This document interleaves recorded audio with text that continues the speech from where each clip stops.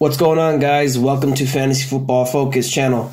So today I'm going to be doing an overall team deep dive on how to save the Miami Dolphins from a GM perspective. This is going to be a two-part series. Now, the first part, we're going to talk about the Dolphins' previous 2019 year, and then we're going to go over the depth chart and then talk about the 20 free agency signings. Then we're going to cap it off by talking about the Dolphins' current salary cap.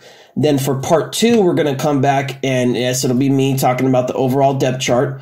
And then I'm going to do a 2020 NFL mock draft scenario to see where I can help the Dolphins at by selecting their upcoming draft picks and try and help them take the division this year. All right, let's go. So part one. So let's just recap what the Dolphins did in the 2019 year. So last year they finished 5-11 in their division, which was last. All right. In 2015, they were 6-10. In 2016, they were 10-6. In 2017, 6-10. And in 2018, they were 7-9. So in the last 5 years, the Dolphins have gone over 6 wins once. All right. The Dolphins have not won the division since 2008. But I think this year's a little bit different with Tom Brady being gone from New England. I really think that this could be the year for them that they turn it around and start to build a solid foundation and team. Now, from the Joe Philbins of the world and the Adam Gases of the world, I don't think any of those previous coaches had what the new head coach Byron Flowers has. And that's that leadership ability to make players believe and be disciplined enough to sacrifice ego to win. All right. Now, you have to remember, Flowers learned from the greatest coach of all time with Bill Belichick, having that do your job mentality. I think he's going to bring that to the Miami Dolphins, and he's going to help turn this organization around. Now, there was times last year when the Dolphins played tough, and they could beat anyone. I mean, just think about it. The last game of the regular season of 2019, the Dolphins went to New England in December in Foxborough and beat Tom and Bill in their house. All right, and that's rare. That game, in my opinion, ended the Tom Brady era in New England. All right, rest in peace, Tom. Love you. But the Dolphins last year had the 30th worst ranked defense and the 26th ranked offense, which is terrible. We all know that. But here's the thing. In the NFL, teams can turn around in one single season. All right, now here's an example. Take the 2019 49ers. So the 49ers, they picked second overall in the 2019 draft. Okay. Now in 2020, they're picking 31st. I mean, talk about a turnaround. So in just one season, the 49ers went from the second worst team in the league to the second best team in the league. And that's a good example of just how it shows to go and how good coaching, drafting, and free agency picks and having everyone healthy, Jimmy G, can really change a team around quickly in 1 year. So next, I wanted to take a second just to talk about the free agency signings with the Dolphins. This offseason, they've done a good job. So with the 20 free agency signings, I give them an overall B+ and A- for the Dolphins. They kicked butt in free agency. For the most part, I love what they've done so far. And I'm a person who believes in building through the draft, okay? But I still believe that any good or great team has to have the right amount of balance when it comes to draft talent and free agency signings, all right? So the fact that they got these free agency signings is just going to help that along. All right, so let's start talking about the first free agency signing. So the first one is Byron Jones. Byron Jones was a great signing. They signed Byron Jones to a 5-year, $82 million contract, making him the highest paid corner in the NFL today. Now, Jones is a 6'2", big corner who runs in the low 4.4s. He's got athleticism and instincts that allow him to play great in both man and zone coverages. Now, I do think that the 2018 All-Pro is a top 10 cornerback right now in the NFL. But I think the price tag they paid was just a little steep for him. I didn't like the price tag. But I understand. I do it. So he also hasn't had a pick in 2 years. But nevertheless, I do agree with the Jones signing just because of one reason, Xavier Howard. Okay. Now, Howard, who will play opposite of Jones, has been one of the most underrated corners in the league the last 3 to 4 years. And as he was an All-Pro when he was healthy. And so if things go accordingly for the Miami Dolphins on paper, they might have the best corner tandem in the league, hands down. I mean, I would give them at least top 3 for young corner talent, right? Jones and Xavier Howard, that's a corner tandem, all right. Okay, so now I want to take a few minutes to talk about my favorite free agency signing of the year so far, and that's Kyle Van Noy. Now, Van Noy, to me, has been probably the most underrated linebacker in the league the last 3 years. The two-time Super Bowl winning champ was a mainstay in that league's best defense last year, okay? Van Noy is a super athletic. He's 6'4", 250 pounds, and he runs a low 4.7. But more impressive than Van Noy's athleticism skills is his football instincts. Okay, he's a ball hawk who can play off the ball, end zone coverage. He can line up and rush the passer as any good DN in the league. He did that at BYU before he came to the league, and he can also match it with tight ends. Right, Van Noy is a guy who can do it all. The fact that the Patriots let Van Noy go was the biggest shocker so far for me this offseason. Van Noy will undoubtedly be the leader of the Dolphins defense this year. He'll bring that winning type of mentality of football from New England to the Dolphins. This was an awesome overall signing. The Dolphins signed him to a 4-year, $51 million contract. And in my opinion, he's worth every cent. So that's an awesome signing. All right, next is Shaq Lawson. So Shaq Lawson has had a quiet career so far since coming into the league as a 2016 first-round pick. When he was on the Bills, it took him a while to grow into that starter position. Now, after him having a few mediocre years until he had his breakout last year in 2019, he flashed. Now, when you watch Lawson, you can see that the dude can play, all right? He can play the run. He can rush the passer. He shows flashes of possibly being an elite DN. He's young, he's fast, he's athletic, and he's very violent with his hands at the point of attack, which I love. That's what I love about him. And I believe he still has the potential to still grow into that maybe possible elite DN. Now, he's going to be the full-time starter at the Dolphins this year, okay? If he can continue to grow off that 2019 breakout year he had last year, then going forward, he will be another anchor for the Miami Dolphins defense, at least for the next 3 years. Now, I do also like the price tag. Now, the Dolphins got Lawson for a cool 3-year, $30 million deal. All right, now that's good, $10 million deal. And in my opinion, getting a good, healthy, not great Shaq Lawson at $10 million a year is a lot better than signing an injury-prone Jadeveon Clowney for $20 million a year. And I just think in the overall, it was a better signing because they were targeting Jadeveon Clowney at first, but think about saving $10 million to get a guy that's on the field and he's good. Not great, but good. Now, I get it. He's not as sexy as a Jadeveon Clowney pick. People's like, well, who's Shaq Lawson? Again, for football goers, for people that know the game in depth, they know the difference, okay? But still, it's smarter in my opinion because from overall long team term perspective and not giving out so much guaranteed money, Lawson was the better bet to go with. So good signing, Dolphins. I would have done the same.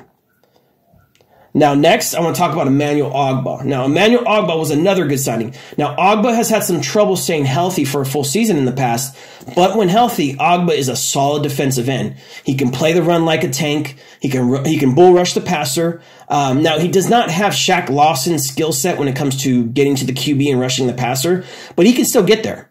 Now, Ogbah, because of his straight line speed, he's about 6'5", 280, runs a 4.63, he can play the 4-3 defensive end position, and he could play the 5 tech in his 3-4 defense. And, because Flores runs that hybrid 3-4 that Bill ran. Now, last year, he was the best DN on the Chiefs for the first 10 weeks of the season. Okay, and I know it's kind of a bold statement, but he was. The first 10 weeks, he was the best DN we had. Now, we lost him last year because due to a torn pectoral muscle, but I hate that we lost him in free agency, okay? Lawson, he's like Lawson. He's young. He has a lot of potential to become a really good DN still. He's bigger, he's faster and stronger than Lawson in straight line speed, but he doesn't move like Lawson. He doesn't have the hips, or he doesn't rush the passer like Lawson. But he's still the perfect combo to play opposite of Lawson. So for him to help anchor the Dolphins' defense at the DN positions, and that's what I like most about the Dolphins getting Ogbah. Ogbah is, he signed I think it was 2-year, $15 million deal. Okay, so a 2-year, $15 million deal is a good price. You're getting a solid starting defensive end at $7.5 million. So Emmanuel Ogbah, Shaq Lawson, like it. All right, next, Erik Flowers. So once labeled by everyone as a top 10 first-round bust, he's finally come into his own last year. It took Flowers going to 3 different NFL teams before one of these NFL teams figured out he's not an offensive tackle. Okay, he's not. He can't do that kick step like a Joe Thomas, but he can be a great NFL guard. Okay. Now, I honestly believe that the best kind of NFL guards are those big guys with the mean streaks, right? The Zach Martins, the David DeCastros, the Quentin Nelsons of the world. Flowers last year was a part of one of the most solid and underrated offensive lines in the league when he was on the Redskins. Now, I do believe that Flowers has found his place in the league as a really good starting NFL guard for the next 3 to 5 years. Flowers is going to be that first piece in helping turn one of the league's worst offensive lines around. I mean, and also too, it's kind of funny. The Giants, every player that they seem to screw something up. But when the players leave the Giants, they become better. I mean, I'm not a hater of the Giants. I mean, kind of I am. I don't like Dave Gettleman. I don't like the way he does things. Me being a couch GM can tell you, hey, Erik Flowers, you need to try him at guard. Okay, before you cut him loose, try him at guard. And then he goes to the Redskins and he tries for guard and he's borderline a Pro Bowler. Okay.